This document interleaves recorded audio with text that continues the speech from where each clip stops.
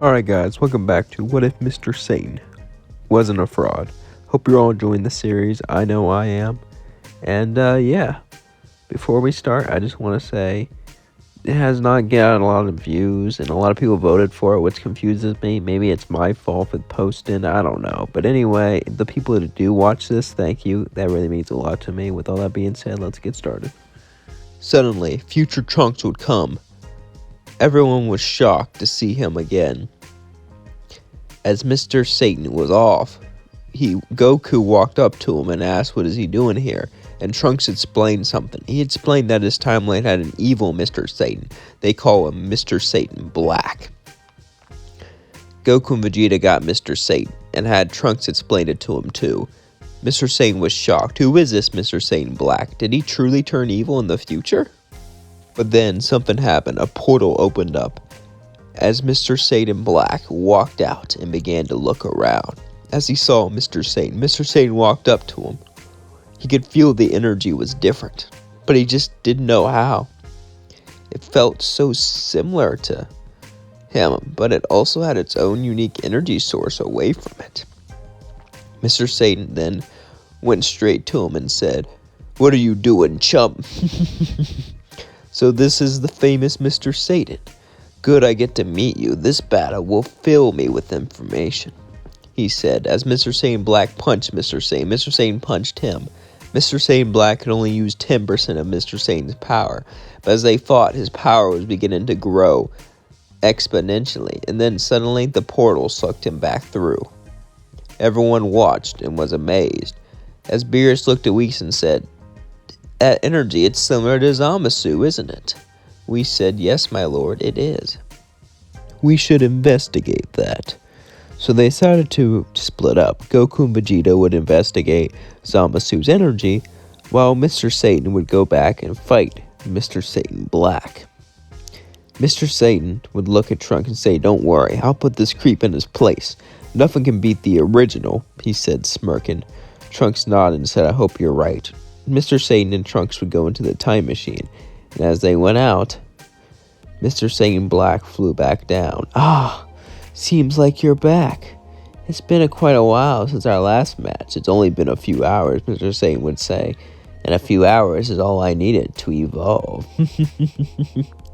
"Show me that awakened form," Mr. Satan Black would say.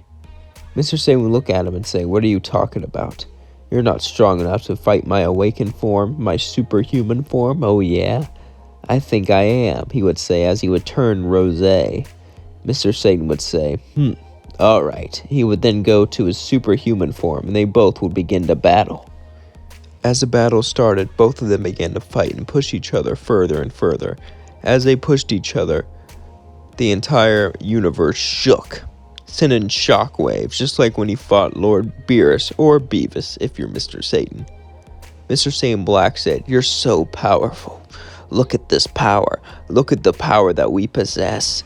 It's such a shame it's in a mortal body. You pathetic, disgusting mortal." Mr. Satan said, "You said I'm powerful, and then I'm pathetic and disgusting. What's going on?" Mr. Satan Black would begin to laugh and say, "I think it's time I tell you my plan. Since you're the reason I took this body, I'll give you the reason." As Mr. Satan Black would tell him about his project, Project Zero Mortal, so he took his body and killed his family, and then went to this universe to wipe out everything, to create a paradise, a utopia. Mr. Satan yelled, "How could you do that? What kind of a sick bastard wants to live in a universe with no one else but themselves?"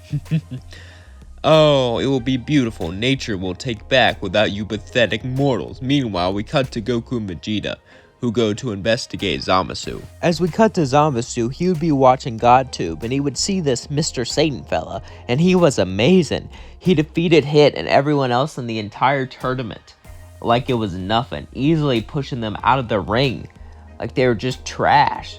Zamasu was fully amazed. How could this be possible? How could someone like this be so strong?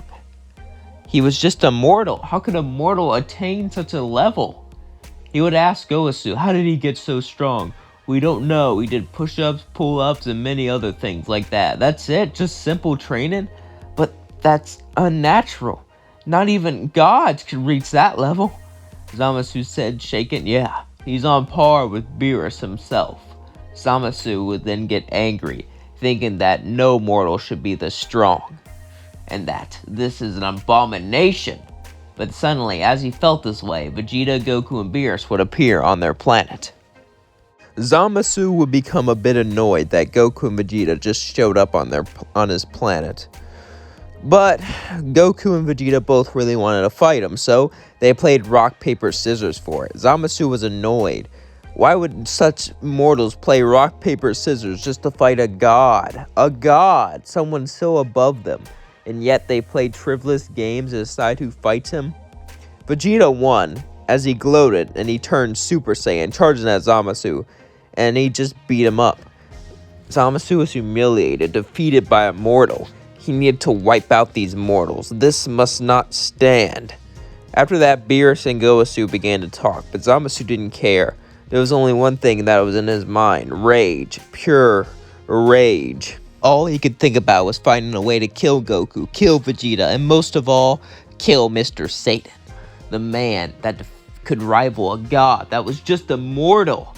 This angered him beyond bounds. As Goku talked to Goku and Vegeta, eventually they left, but Zamasu got more and more angry, and he finally decided it was time to continue out his Zero Mortal plan.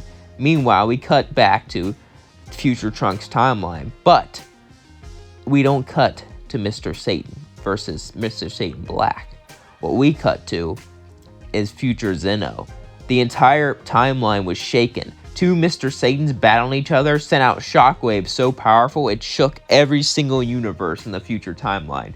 Zeno could feel this, and he could feel the great power coming from it, and he told the Grand Priest to bring him there because he needed to quickly get rid of this. All of it.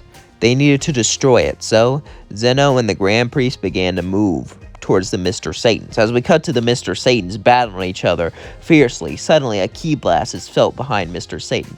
He punches Zamasu, but then he heals, and he says, "What is this? I got immortality." And he points down to Trunks, who was wounded, laying down. He was pretty strong, but after punch after punch after punch, eventually I just wore him down. Ran out of stamina. Simple as that.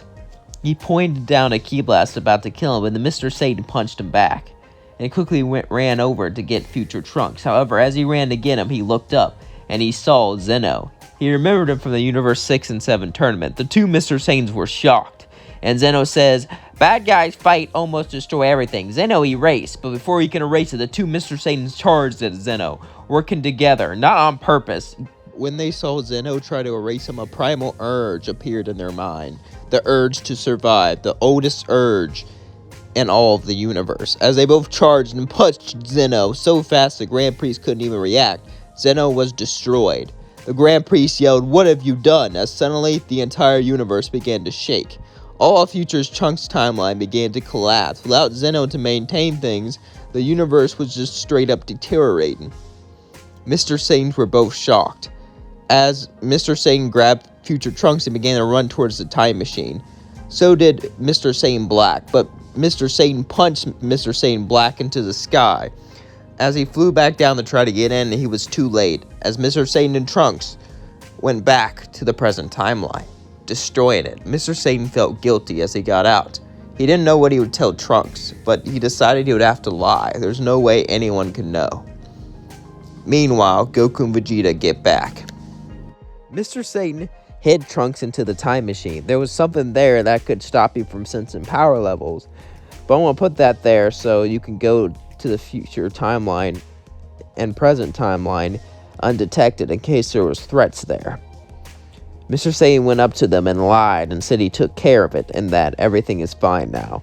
They all nodded and believed him pretty much well, and he told them about Zamasu, about it was him who took his body.